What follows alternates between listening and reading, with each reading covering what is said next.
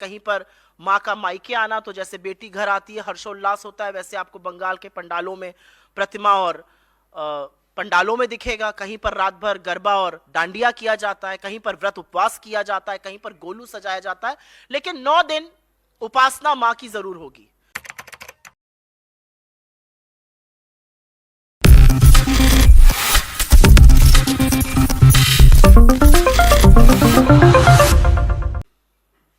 नवरात्र चल रहा है, बहुत पावन पर्व है। 9 दिन देवी के 9 रूपों की उपासना की जाती है।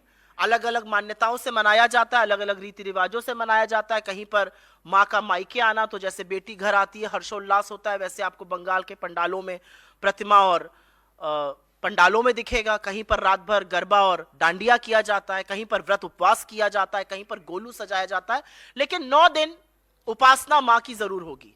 तो इस बार जब उपासना होगी और गंगा जल पर जीएसटी नहीं देना पड़ेगा, तो श्रद्धालुओं के मन से हमारे लिए आशीर्वाद और आशीष जरूर निकलेगा। और उसी आशीष का परिणाम है कि हम इनके हर झूठ का भांडाफोड़ करते रहेंगे, क्योंकि यह सच की लड़ाई है और सच में ये हमेशा हमेशा झूठ बोलने का काम करते हैं। तो आपके सामने ये तथ्य लाना जरूरी था। थोड़े दुख के साथ ये बात ये भी कहती हूं कि ये इन्वेस्टिगेशन, ये फैक्ट चेक तो आप कुछ साथियों को करना चाहिए था, हम लोगों को करना पड़ रहा है, लेकिन कोई बात नहीं। बहुत सारे लोग हैं जो ऐसा काम नहीं कर रहे हैं। आश्वस्त रहिए, हम ये काम जरूर करते रहेंगे और सरकार का जो असली चेहरा है उसको बेनकाब करते रहेंगे। और असली चेहरे में धर्म के ये स्वयंभू ठेकेदार धर्म के नाम पर सबसे ज्यादा लोगों को ठगते हैं।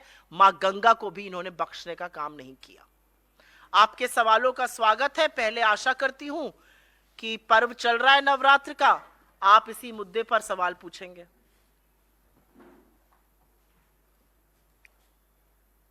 सुई टपक सन्नाटा।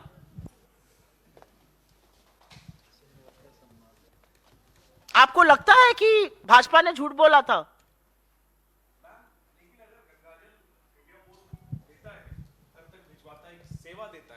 एक सेवा देता है तो सेवा पर टैक्स क्यों नहीं लगना चाहिए? मतलब वो एक अलग बहस है कि लग रहा था आपके खाने के बाद अब नहीं लगता, लेकिन अगर एक सेवा दी जा रही है उस पर टैक्स लगाया जा रहा है, तो इसमें इशू क्या है? आप बहुत पैसे वाले मालूम पड़ते हैं। 18% टैक्स गंगा जल पर, वो गंगा जो अविरल है, वो गंगा जो हमारी आस्था का प्रतीक है, वो गंगा जिससे हर अनुष्ठान बिना उसके पूरा नहीं हो सकता, उस पर 18% टैक्स लगाने वाले धर्म के ठेकेदार कैसे बन जाते हैं? और अगर आपने टैक्स लगाया तो मानिए कि लगाया, झूठ क्यों बोला? मुझे इससे बड़ी तकलीफ है। आपने पहले तो टैक्स लगाया, फिर आपने अपना झूठ छुपाने के लिए लगातार झूठ बोला।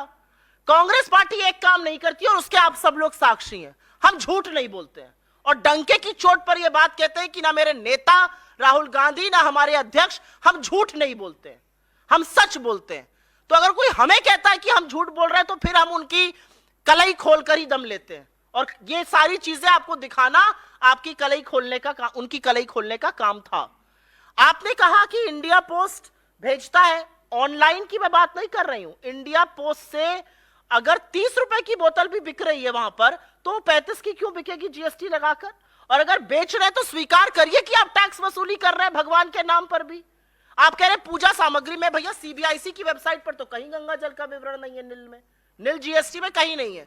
गूगल करिएगा, सीबीआईसी की वेबसाइट पे जाइएगा, कंट्रोल F करिएगा, गंगा जल ढूंढिएगा, आपको नहीं मिलेगा। पूजा सामग्री करिएगा, ये 10 चीजें आपको मिल जाएंगी जो मैंने यहां पर दिखाई हैं। तो मुझे ऐसा लगता है कि अगर आपने कुछ किया है तो उसको स्वीकारिए, दम लो के बोलिए हाँ हमने किया, झूठ क्यों बोल रहे हैं? और दूसरा, मुझे लगता है कि इतना अनवरत मिलने वाला गंगा जल पे 18% टैक्स, ये शायद श्रद्धा के साथ एक भद्दा मजाक है। जी मैं सोमनाथ, संवाद प्रतिनिधि बंगाल से। सच झूठ या ठगने वाला बात सब आपका बात मैंने मान लिया, लेकिन आज 2023 में हम हैं यहाँ पे लेके कोई पार्टी धर्म को लेके पॉलिटिक्स करता है। आप यहाँ पे बैठ के उसी टाइप का पॉलिटिक्स धर्म को लेके कर रहे हो। 2023 में खड़े होके ये कितना मतलब ठीक लग रहा है? क्या नाम बताया था आपने अपना? सोमनाथ रॉय, संवाद प्रतिनिधि बंगाल। सोमनाथ जी, मैंने धर्म पर न कभी राजनीति करी है और ना कभी करूंगी, और दम है इस बात का कि मेरी पार्टी भी ये काम नहीं करती है। ये प्रेस कॉन्फ्रेंस मैं ये साबित करने के लिए कर रही हूं कि भारतीय जनता पार्टी झूठ बोलती है। और जब उन्होंने कहा कि मेरे अध्यक्ष ने गलत खबर चलाई थी, तो मैं साबित करना चाहती हूं कि वो झूठ बोलते हैं। ये धर्म की बात नहीं है, ये आस्था के साथ खिलवाड़, झूठ बोलना, टैक्स लगाना, उसको विड्रॉ कर लेना और फिर यह साबित करना कि सामने वाला झूठ बोल रहा है, यह प्रेस कॉन्फ्रेंस है। मैंने कहा कि यह हमारी बहुत बड़ी जीत है कि सत्य के कारण हमने घुटने टेकवाए भारतीय जनता पार्टी को, गलत को सही कराया, भूल में सुधार कराया। यह कांग्रेस के सच की ताकत है। मैडम,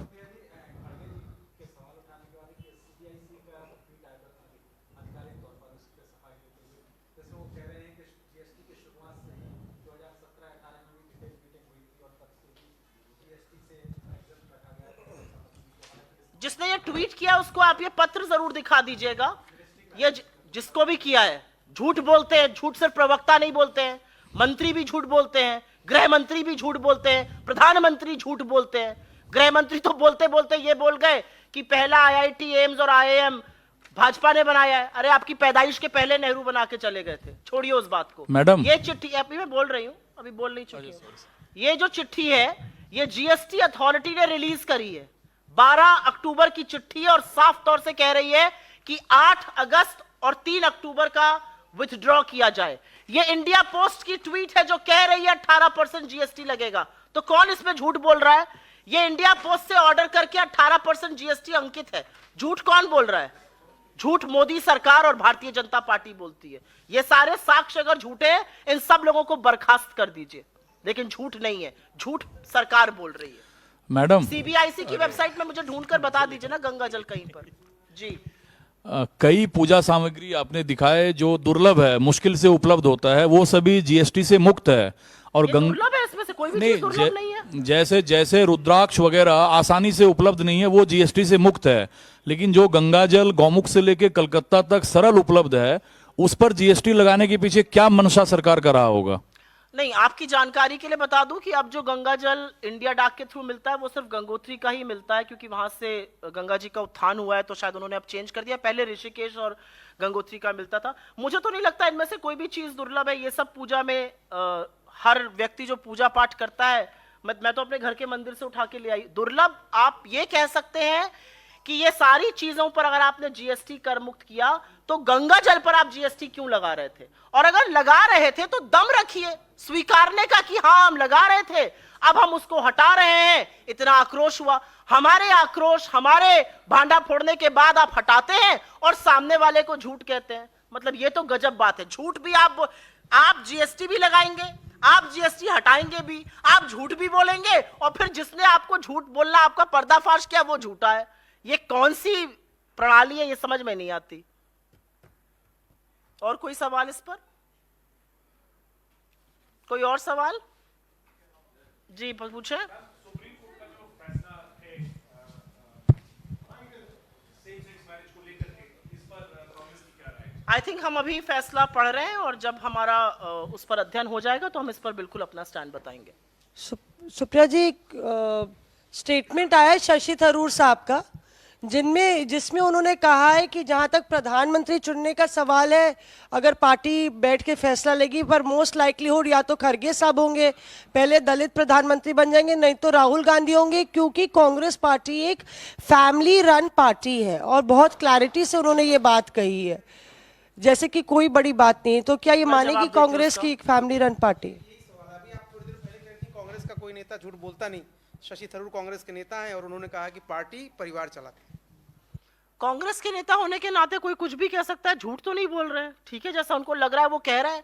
मुझे ऐसा लगता है कि अभी ये मुद्दा ही नहीं है।